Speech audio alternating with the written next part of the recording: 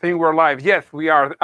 Familia, thank you for being here. We find ourselves between sermons, in between sermons of the Sunday of August the 16th to August the 23rd. I'm trying to remember if that's the date. Yes, from the 16th to the 23rd. 23rd, we were at Job chapter 3 and 4. Last Sunday, this coming Sunday, we're going to be Job chapter 5. So you need to read chapter 5, please. But here in this small gathering, this small chat that we're going to have over the next few minutes, we want to make that connection between the two sermons. What do they have in common? What general direction the Lord is leading us with the message that He is providing for us every Sunday.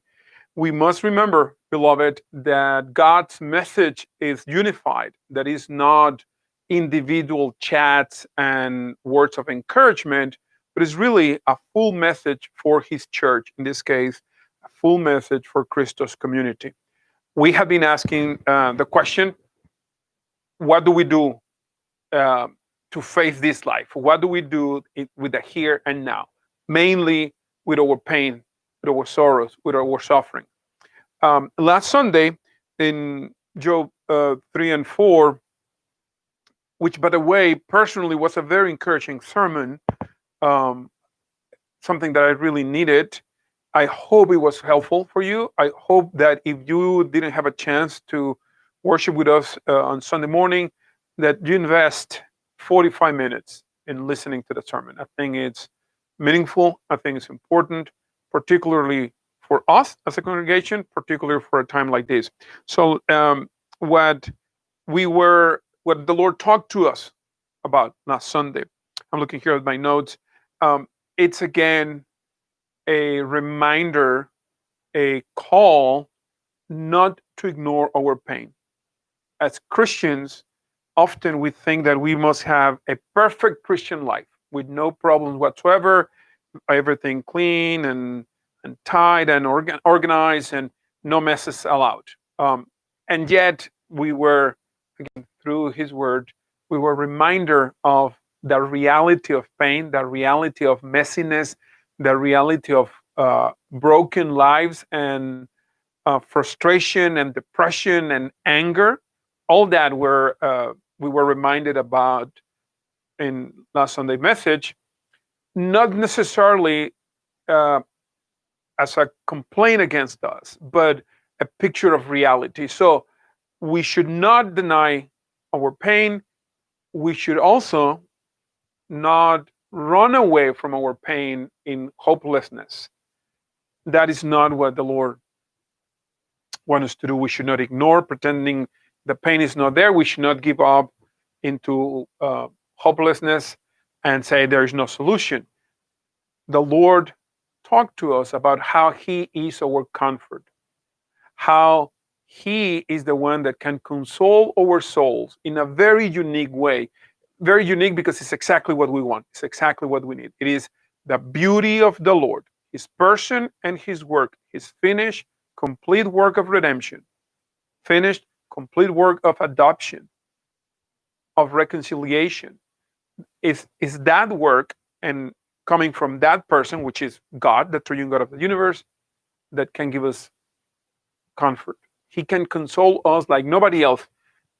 It's good to have friends. It's good to have resources. It's good to have all those different things that may help us, but the consolation that we're looking for, the consolation, the comfort that we really need, comes from Him and Him alone. And He demonstrates that in a very clear way, in a very tangible way. He is our comfort, the comfort that we seek. This coming Sunday, moving to Job chapter 5, the Lord will talk to us about a particular way He can give us that comfort. Often, as Christians, we say when we have a problem, or more often when somebody else has a problem, we say, well, don't worry, God is in control. Or, don't worry, God has a plan. But it really, if we're honest, it really helps us very little just to have that general idea that God has a plan and that He's in control. He is in control and He has a plan. But it helps me very little when I'm in the trenches, when I'm facing pain and suffering and sorrow. Uh, but with His message of this coming Sunday, the Lord will speak to us about a very specific way He can give us comfort, because He has a particular goal, particular purpose for our pain, which that in itself is amazing. The fact that our pain, which is the best thing our enemies can produce, right? The best result that our enemies, the devil, the world, and our sin can produce is our pain. And this is their best shot. This is the strongest punch that they can give us. And the Lord has a purpose now for that. It's almost like judo. It turns it around. It turns the pain around. It doesn't disappear. It may never go away. But God has a very unique purpose for that pain in your life. And that is to transform you into the image of Jesus Christ, to make you more and more into a faithful replica of who is Jesus Christ, as the man that He is, 100% man that He is. Not in His deity, not 100. He's 100% God, and I'm not saying that you will become God. That's not what I'm saying, but that you will become the human being that you are called to be, that you were created to be. And that's only possible if we reflect Jesus Christ more faithfully. And the pain that otherwise would be this toxic result of our enemy's work, it's now transformed into this tool. And I don't like the word tool here because it's very impersonal, but it is like the tools of this artist that is painting, is creating this beautiful painting that is going to be your life when it reflects more faithfully the person of Jesus Christ in His humanity. Now you might be saying, okay, Alex, well, I don't want that. What if God takes away the pain?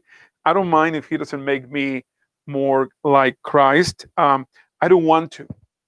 Let me tell you this.